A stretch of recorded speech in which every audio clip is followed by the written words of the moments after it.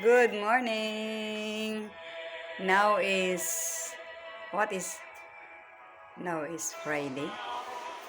Ay, nakalimutan ko na yung araw ngayon guys. Hindi ko nakita yung sa cellphone ko.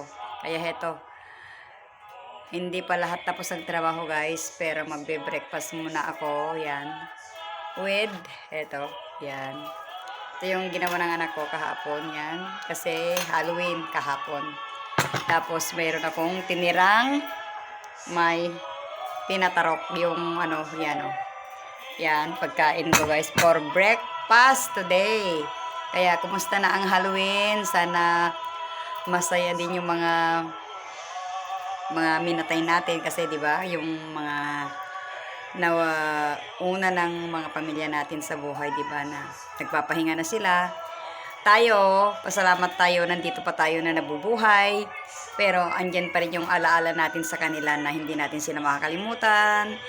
Kasi yung mga magulang natin, lalo na kung magulang natin ay nawawala sa mundo, napakabait. Lagi mo silang namimiss, di ba? Lagi mo silang namimiss. Lagi mo silang naalala. Kaya minsan kapag naalala ko yung magulang ko, ano na lang yung bang inaano ko na lang sa mga apo ko kasi sabi ko, siguro pag nawala na rin ako, siyempre mga apo ko din naalala din nila ako. Kaya tayong mga nabubuhay pa, habang tayo ay nabubuhay mga kapatid, gawa tayo ng mabuti. Yung kung pwede lang, huwag mo silang iwanan ng sakit ng loob yung mga anak mo para at least hanggang kamatayan, minamahal ka nila, hindi ka nila makakalimutan hanggang forever. Pinanalangin nila na lagi ka nilang namimiss na iniiyakan ka. Kasi siyempre, kapag yung mga anak, lalo na yung mga magulang mo ay mababait, na hindi yung makasarili. Kaya tayong mga magulang, gawa tayo ng mabuti para sa mga anak natin. Kahit mahirap ang buhay natin guys, kailangan yung bang parehas yung pagmamahal natin sa kanila. Para sa ganun, tulungan natin sila na umasenso kasi lalo na tayo matatanda na. Kasi yung hirap natin na magulang, sino ba naman ang tanga na anak na hindi niya maalala yung paghihirap mo sa kanila, di ba? Na hindi ba nila maalala yung mga paghihirap nila sa'yo? Yung paghihirap mo sa kanila mula nung bata ka hanggang nabigyan mo sila ng magandang kinabukasan hanggang pagtanda na rin nila, di ba? Kung ano yung ginawa natin ng mga magulang, ganun din ang gagawin nila sa kanilang mga anak. Kaya mabuti yung ganun, di ba? Kaya ako pinapanalangin ko palagi.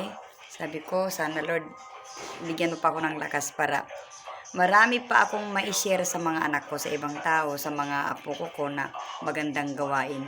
Yung kasipagan.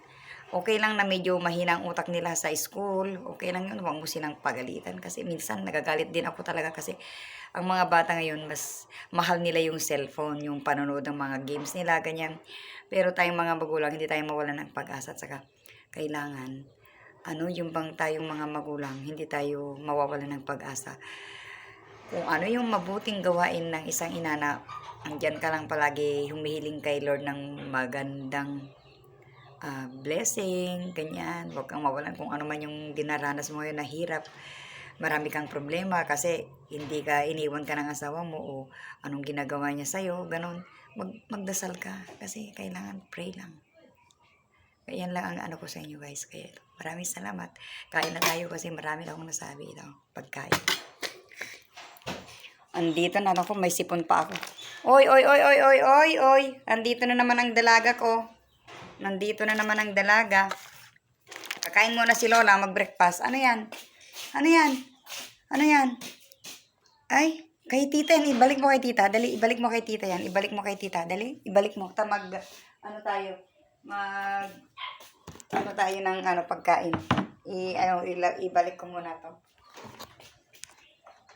Kakain muna ako. Breakfast muna. Alis ka dyan, magagalit sila. Magagalit. Yan. Hello! Nasaan si Cheryl Celestine? Yan. Hello! Yan, ang kusina ko na makagulo. Kasi maglalaba pa ako ngayon kasi ang daming trabaho ko. Yan. Maraming salamat sa support niyo sa akin. Sana makaano. Ito yung iniinom ko lang yung bagong yung yung Bear Brand na Adult Plus. Try ko to kasi minsan sumasakit yung likod ko na may arthritis na yata ako. Siyempre matanda na, di ba? Yan lang guys. Inom tayo tapos kakain na ako at magtrabaho ulit. Nandiyan yung nakababad na labahan ko. na ano, 5, yan, 3 lang. Hindi ko pa ito na ilagay sa garapon. Kailangan ilagay ito sa garapon para hindi pasukin ng ano, yan. Uso ngayon kasi yung sakit. Ngayon, lalo na yung mga bata, may sipon, ganyan. Pati ako yan. Ibigay mo na kay, ano, sige, panuorin mo na yan. Sige na. Manood tayo ng ano, mamaya, tika konting, ano, maligam-gam.